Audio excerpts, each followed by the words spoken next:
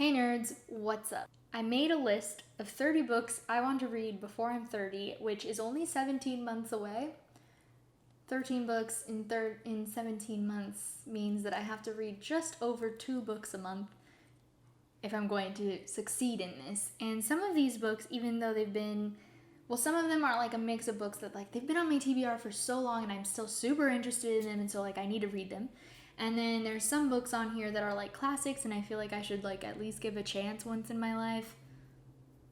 Makes me roll my eyes a little bit, but it is true. Not to mention the fact that in 3 months I'll have a new infant, so who knows how much I'm going to read in the next year, because I don't know how I'll be able to manage. So is this a good idea? I don't know, but I'm going to do it anyways. So let's get on with it. These are in no particular order. I was going through some of my TBR and looking at my shelves and stuff like that and made this list. First book on my 30 before 30 list is Pride and Prejudice by Jane Austen.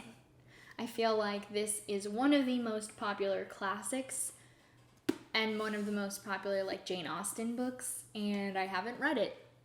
I'm not a huge classics fan, to be fair, and so I own it. And I also own Emma by Jane Austen.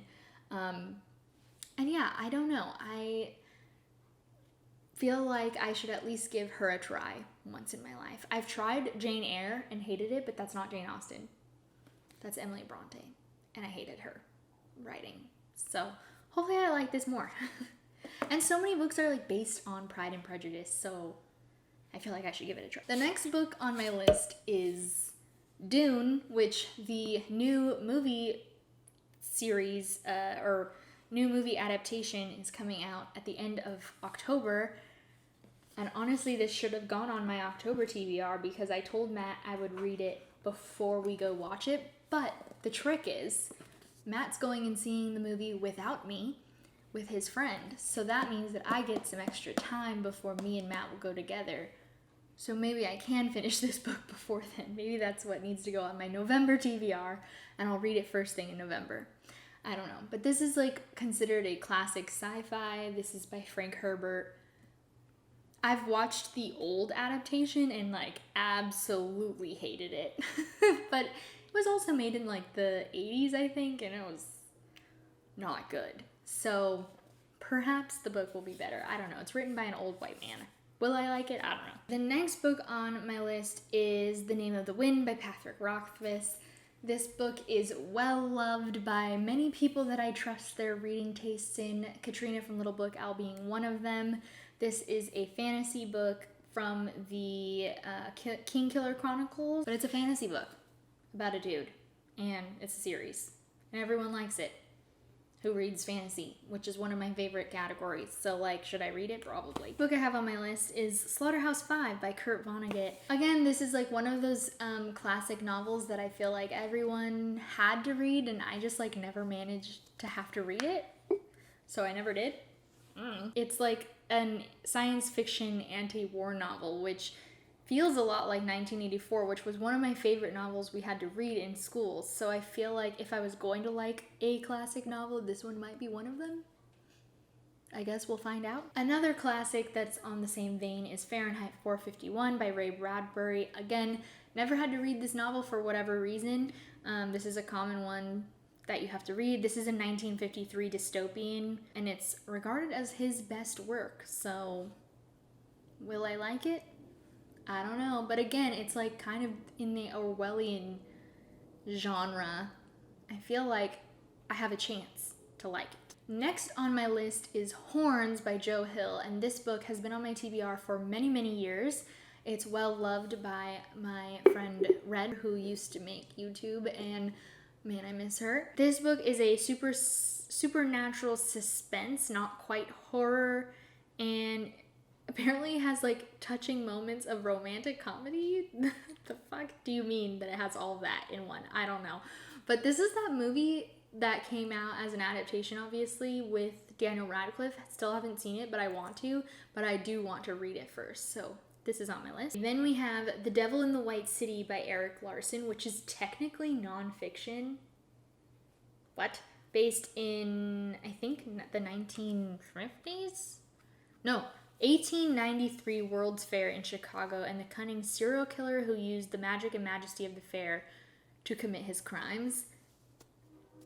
It sounds so good. It's also been on my TBR for a long time. Want to read it. Then we have Red Rising by Pierce Brown. Again, this book has been on my TBR for a very long time. This book is well loved on BookTube, and I haven't had a chance to pick it up. I don't know. It's a sci-fi, and I've heard it's really great. Piera from Piera Ford really loves this novel. Becca from Becca in the Books just recently read it and really enjoyed. I need to read it. Then we have The Marvels by Brian Selznick. Again, a book that's been on my TBR basically since I started BookTube. So, almost 10 years. Close. And this book is one of those ones that, like, from what I understand, it's kind of like the invention of Hugo Cabret. Part, like, almost graphic novel, part picture story, and then part story, written story. Technically 2 standalone stories. The first in pictures, the second in prose, and it's a narrative puzzle. The journey begins in 1766, and then he survives a shipwreck and is in London, and then there's a flourish of family, generations pass, etc., and more things happen. What? I want to read it. Is The Color Purple. The Color Purple is a book that I've also had on my TBR for a long time. I think that this is a classic, but I think it was not written that long ago. And I have watched the movie, and it is very good. I actually tried to read this a few months ago, but it was during that period of time where I wasn't reading, and I never finished it. So I need to finish this book. This one is a book of following multiple different people, and somehow they will converge. That's the style of the book. Then we have The Goldfinch by Donna Tartt. Again, been on TBR for a very long time. We follow Theo Decker, a 13-year-old New Yorker who survives an accident that kills his mother. And then as an adult, he moves silkily between the drawing rooms of the rich and the dusty labyrinth of an antique store where he works. I don't know. It sounds really good. I also would really love to read The Nightingale by Kristen Hanna. This book is one of those ones that's just, it's beautiful cover. It's a historical fiction. I also have The Call by Piedar Guillian. I don't know how to say his name. On my TBR, again, something that's been on here for a really long time. This is a book that's technically a duology where we have horror. Imagine a world where you might disappear any minute only to find yourself alone in a gray, sickly land with more horrors in it than you would ever wish to know about. And then you hear a horn, and you know that whoever lives in the hell has got your scent, and the hunt has already begun. What the fuck? I want to read it. Next up is Going Bovine by Libba Bray. I'm pretty sure this book is about humans turning into cows. I don't know, but Libba Bray is great. I really like her. I loved The Diviners, and this book feels very not in the same vein, and I want to read it really bad. I also would really love to read What Dreams May Come by Richard Matheson. I love, love, love the movie adaptation of this book. This book is about a husband and wife, and the husband gets into a car accident and dies, and the wife is in such despair that she chooses to kill herself after that. And there was also previous accidents with their children involved as well. So she's just, devastated by the life circumstances. But the book follows them in the afterlife. And so the husband has to go and find her from hell and bring her back. And it is really crazy. The way that they did it in the movie was so beautiful. Robin Williams plays the husband, and it's so good. So I want to read it. Okay, another classic that I just feel like maybe I should read one time in my life is Frankenstein by Mary Shelley. It was between this or Dracula to put on this list, but Mary Shelley wrote this one. So why not read a classic written by a woman? And that's that. I also have on my list Big Little Lies by Leanne Moriarty. This is one of those ones that everyone talks about because of the TV show and all of this, and I haven't watched it and I haven't read it, and I feel like I should probably read it. Then we also have A Little Life Heard this one hurts real bad. Love a devastating novel. It's on my TBR. I want to read it before I turn 30. I also have Radiance by Catherine M. Valente on this 30 before 30 list. This book has also been on my TBR for a very long time, and this one is an alt history space opera mystery set in Hollywood. Very different from our own. I don't know. I don't know, but it sounds good. The cover is beautiful. I need to try it. I also have Into the Drowning Deep by Mira Grant on this list. I need to read this soon. It should have been on my October TBR. I don't know what I was doing. There's too many books to put on an October TBR. That's the problem. This is one of them that didn't make it, and I want to read this. It's about scary mermaids. It's a horror novel from what I understand. I also have The Savior's Champion on this list, which I've heard is really great. This book is by Jenna Morrissey, and this is about Tobias, who doesn't care about the Savior, but she's the ruler of the realm, and she purified the land, and he certainly doesn't care that she's of age to be married. And so basically it's about this woman who is in charge, obviously, and she creates this like challenge for men to fight for her, like for her hand in marriage. I've heard it's really good. I also have a few nonfiction options in here, one of them being What We Talk About When We Talk About Rape by Sohalia Abdullahi.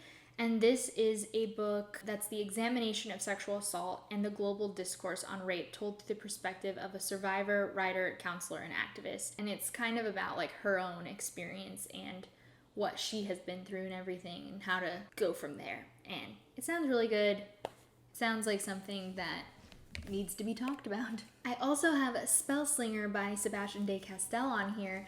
This book is another one that is like pretty well loved on the booktube community. Jade from JD Ray Reads really loves this book and series in general. The beginning of a series that I haven't started yet, but it's been on my list for a long time. The like tagline is that magic is a con game, and it sounds very similar to Ace of Spades. I don't remember what the book is called, by Amanda Foody, which I've absolutely loved, and it feels like it's a different version of that same story, which just I need it.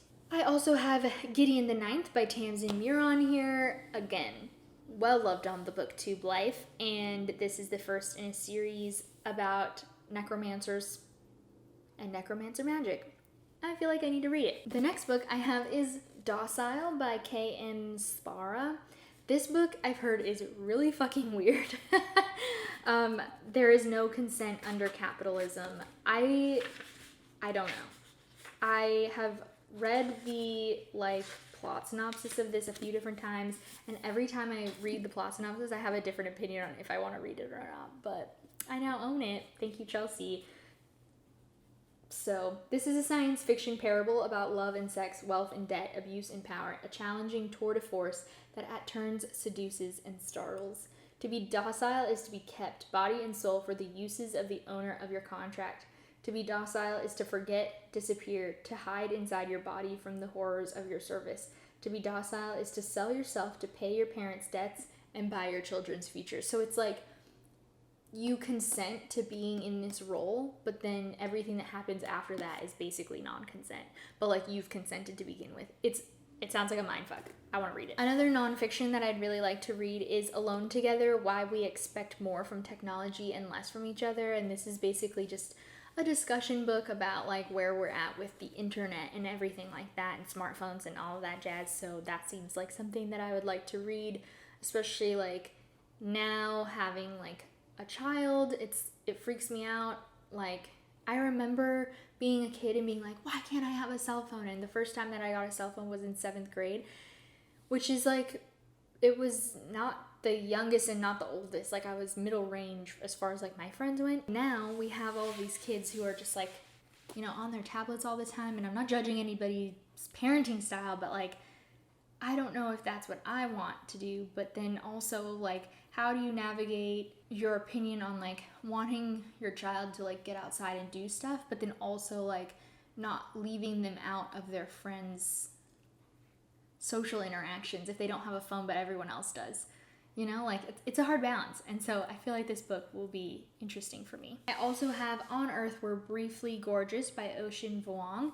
This book, I read another book by Ocean Vuong. I'm not remembering off the top of my head which one it was now, but I did read something by him and liked it. And this is one of those books that follows like a letter from a son to a mother who cannot read, and kind of like the generational aspects of that. And also I believe that it's based on information from like an immigrant family with language barriers and stuff like that. I want to read it. I also have 1,000 Splendid Suns by Khaled Hosseini on here. He wrote The Kite Runner, and this is a story set against the volatile events of Afghanistan's last 30 years. This book was written in 2007, so it's 10 years old now. This is from the Soviet invasion to the reign of the Taliban and post-Taliban rebuilding, and it just talks about like all the things that have gone down. And if you know The Kite Runner, then you know that that also follows a very similar like space and time, and it's gonna be rough, and I want to read it. Also have Furyborn by Claire Legrand. Again, another book well loved on BookTube, and this is about Riel's best friend is the crown prince, and she risks everything to save him, exposing her ability to perform all 7 kinds of elemental magic. And then I'm sure things go down from there, and I want to read this. Lastly, this book has just been everywhere lately, is The Atlas 6. This is a dark academia, but fantasy. I don't know. Pierre really loves it, and Becca was just talking about wanting to read it. Those are 2 booktubers that I very, very much trust their reading tastes, and I want to read this year. That's basically what this video is. 30 before 30 or 30 in 2022. I mean, they're almost the same. My birthday's in March of 2022. I have 17 months to read all 30 of these books. The question is, will I do it? Sometimes I make these videos and then I'm like, what's gonna happen next?